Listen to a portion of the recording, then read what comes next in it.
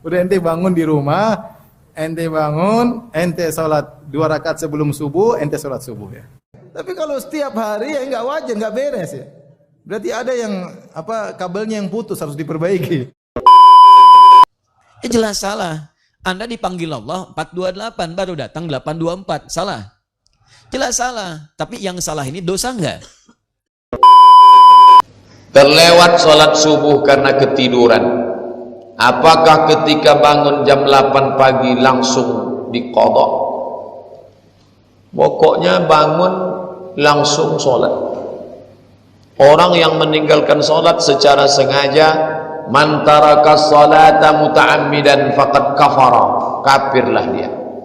Maka jam ini yang muda-muda nih, mahasiswa, jam tuh di setel, jam weker beli. Jalan Sudirman banyak jual jam weker, kering. Pakai kalau malas beli baterai itu yang main putar. Jangan sampai bangun jam 8. Saya khawatir nanti kalau saya bilang kalian kalau bangun jam 8 sholat aja lah. Oh kayak gitu, bukan begini. Siapa yang meninggalkan sholat kafir. Perbedaan antara kafir dengan mukmin, tarkus sholat. Maka sholat ini yang Saya bangun kesiangan. Apa yang harus saya lakukan? Kemudian saya pergi ke masjid sendirian. Apakah saya sholat subuh langsung atau sholat qobliyah subuh terlebih dahulu? Ataukah saya sunnah fajar di rumah, setelah itu baru pergi ke masjid? Udah ente bangun di rumah, ente bangun, ente sholat 2 rakaat sebelum subuh, ente sholat subuh ya. Tidak apa-apa di rumah saja, terlambat ya. Orang juga sudah buyar di mana? Di masjid. Dia sholat di rumah, ya tidak apa-apa, qobliyah dulu, baru kemudian sholat subuh. Dan itu pernah dialami oleh Nabi SAW. Nabi pernah ketiduran dengan para sahabat, ya. Kemudian Nabi akhirnya sholat qobliyah, baru kemudian sholat subuh ya. Ya, terkadang seorang kelelahan dan keletihan akhirnya tertidur. Ustaz, bagaimana dengan sholat subuh yang terlewat karena tertidur?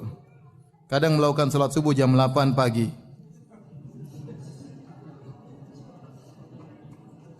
Dia berdalih enggak masalah karena uzur dan ini dilakukan, dia berdalih enggak masalah karena ini uzur. Tapi ini dilakukan setiap hari. Sepertinya susah buat bangun subuh. Mohon penjelasannya. Kebetulan ini terjadi dengan suami saya. Dan beliau ada di sini. Ya akhi, ente salat subuh atau salat duha ya akhi? Enggak ada qobliyah duha ya akhi. Yang ada qobliyah apa? Subuh. Kalau orang sesekali wajar ya. Tapi kalau setiap hari ya enggak wajar, enggak beres ya. Berarti ada yang kabelnya yang putus harus diperbaiki. Ya, mungkin tidurnya kelamaan, terlalu malam, diperbaiki, dirubah. Enggak benar. Apakah ciri orang soleh tiap hari sholat subuh di waktu duha? Tentu enggak ada ya. Sesekali semua kita mengalami. Nabi SAW juga pernah sholat subuh di waktu duha, cuma sekali 2 kali. Ya. Jangan sampai orang mengatakan, ya Ustaz, Nabi aja pernah sholat subuh terlambat. Ya Nabi cuma sekali 2 kali. Ente tiap hari, gimana ente berdalil dengan Nabi SAW? Artinya orang biar tahu ya bahwasanya orang tidak ada yang sempurna. Terkadang dia ketiduran. Ya. Siapapun pernah ketiduran sholat subuh. Tetapi kalau tiap hari berarti ada yang tidak beres. Ya. Maka saling bahu membantu bahu antara suami dan istri. Ya. Ini berarti istrinya sayang sama dia. Ya. Ya. Kalau istrinya tidak sayang, dia akan biarkan suaminya biarin aja mau sholat subuh jam 11 siang juga tidak apa-apa, terserah. Tapi dia sayang, maka dia tegur, ya, maka harus kerjasama. Ya, kalau bisa tidur lebih cepat, ya. Terus pasang alarm atau istrinya yang bangunkan, sepakat sama dia. Buat kesepakatan, tanda tangan bersama. Ya, pokoknya 10 menit sebelum azan subuh sudah bangun. Kau jangan marah kalau saya siram air sama kamu. Ya. Tanda tangan. Harus begitu, harus dipaksa. Kalau nggak dipaksa dia nggak bisa bangun. Al-afu itu masih umum. Bisa kesalahan ada dosanya.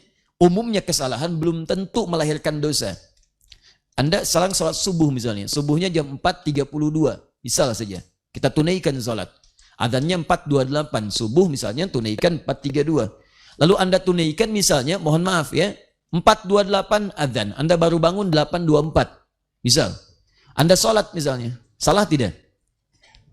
Halo? Wallahu a'lam. Baik, adzan subuh 4.28. Anda bangun 8.24. Lalu Anda sholat. Salah tidak? Salah. Jelas salah. Waktu 4.28 Anda datang 8.24. Anda di kantor. Masuk jam kantor jam 7.30. Anda baru datang jam 9. Salah tidak? Jelas salah. Anda dipanggil Allah 4.28 baru datang 8.24. Salah. Jelas salah. Tapi yang salah ini dosa enggak? Nah, tidak. Baik. Terserahlah ya. Mungkin baru bangun. Baik. Kalau ditanya dosa tidak, belum tentu. Belum tentu dosa. Lihat penyebabnya apa ilatnya. Mungkin dia tertidur karena satu pekerjaan urusan yang tidak mengandung dosa. Terlampau lelah kemudian bangun. Atau jangan-jangan juga terpeleset. Tahajudnya misalnya luar biasa khusyuk. Istirahat tidur bangun-bangun 8:30 misalnya kan. Tanpa direncanakan. Bangun dia salah. Iya. Cuman dosa belum tentu. Nah Allah kemudian menurunkan sifat. Yang dengan sifat itu memaafkan kesalahan kita walaupun belum tentu mengandung dosa. Sifatnya disebut dengan al-afu. Kesalahannya disebut dengan khata. Kalau dikerjakan disebut dengan akhta. Kalau agak banyak disebut dengan akhta'un. Kalau kemudian mohon maaf lebih banyak lagi disebut dengan khataya. Tiap hari kita ngaku. Setiap mau sholat kita katakan. Dalam doa iftitah kita katakan. Allahumma ba'id baini wa baina khataya. Ya. Kama ba'adta baina al-masyriqi wal maghrib. Banyak kesalahan kita buat. Cuma belum tentu dari kesalahan itu mengandung dosa. Nah kalau kemudian mohon maaf nih. Bangunnya sama-sama 8:30, tapi motifnya kesiangan karena begadang yang tidak ada manfaatnya. Tidak ada artinya. Begadang, boleh begadang kalau ada artinya. Yang ini nggak ada artinya. Ya, nonton bola terus dikejar-kejar sampai mepet subuh. Lihat, menang. Ujungnya menangis. Kalah jagoannya. Kalah, tertidur dia lewat waktu sholat. Bangun kemudian jam 8.24. Salah tidak? Salah. Dosa tidak? Ketika kesalahan mengandung dosa berubah nama jadi dzambun namanya. Dzambun. Salah yang mengandung dosa.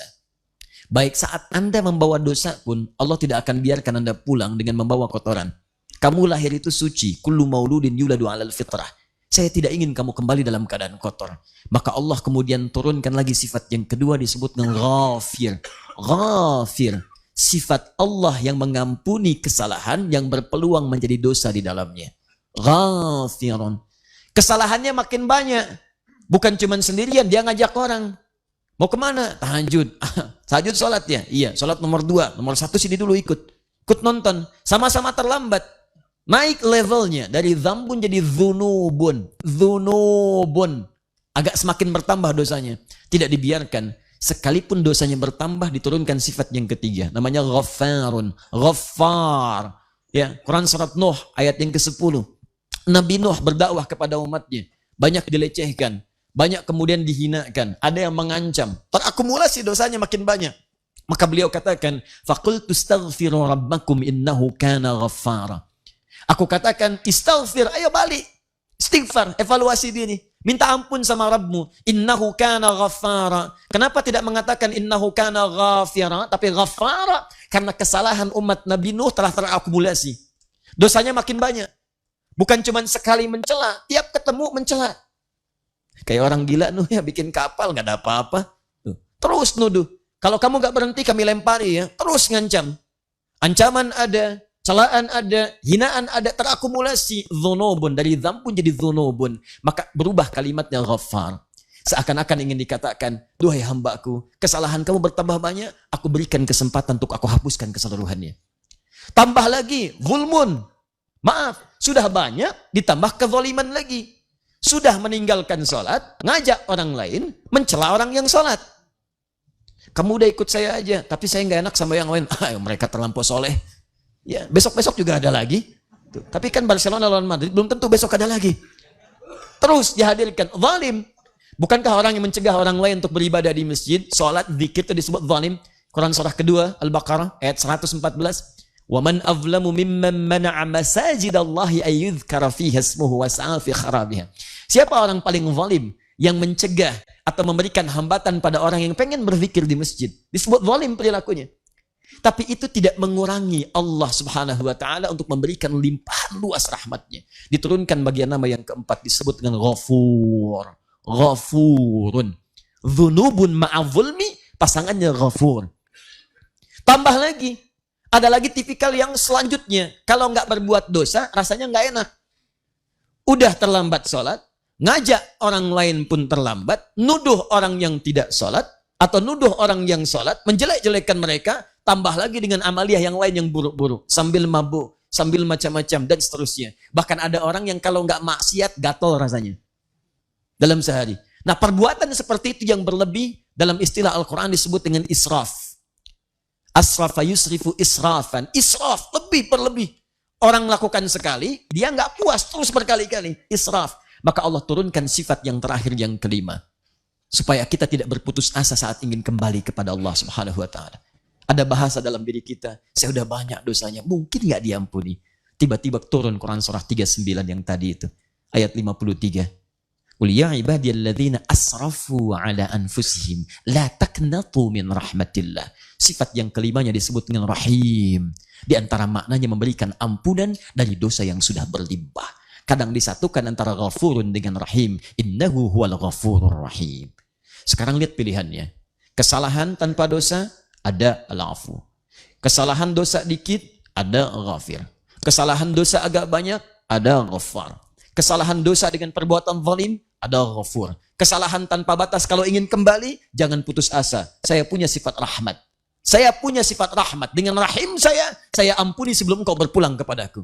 Yang membunuh 100 orang saja, saya ampuni, bisa masuk surga. Masa kamu yang gak pernah bunuh orang gak bisa diampuni? Yang pernah berzina saja, Masya Allah saya ampuni, bisa berpeluang masuk surga. Masa kamu yang gak melakukan itu tidak bisa diampuni? Ayo balik, ayo balik, ayo balik. Kalau dengan tawaran semua ini, Anda belum mau kembali kepada Allah subhanahu wa ta'ala, maka dengan cara apa lagi Allah mesti memuliakan kita untuk kembali kepadanya. Maka pagi ini kita ada tawaran, ayo yang bawa dosa, walaupun itu kecil, cepat kembali kepada Allah subhanahu wa ta'ala. Karena saya ghafir, kata Allah, ghafirid dzambi. Setelah itu, bagi Anda yang tidak mengerjakan dosa itu, maka diajarkan kita untuk mendoakan saudara-saudara kita yang lainnya. Jangan merasa benar dan soleh sendirian. Doakan. Bahkan ada bahasa yang indah, waqihimus sayyiat. Ya Allah, tolong hapuskan kesalahan-kesalahan mereka. Ya Allah, jauhkan mereka dari perbuatan yang buruk. Ya Allah, jauhkan mereka dari neraka. Ya Allah, gandengkan kami sama-sama ke surga.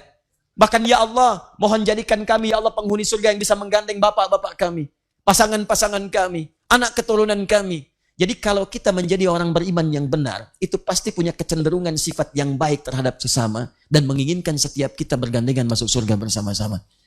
Karena itu bertakwalah, hari ini kita diingatkan oleh Allah, setiap manusia yang punya kesalahan itu wajar dengan sifat kemanusiaannya, tapi tidak wajar kalau dia tidak mau kembali kepada Allah subhanahu wa ta'ala.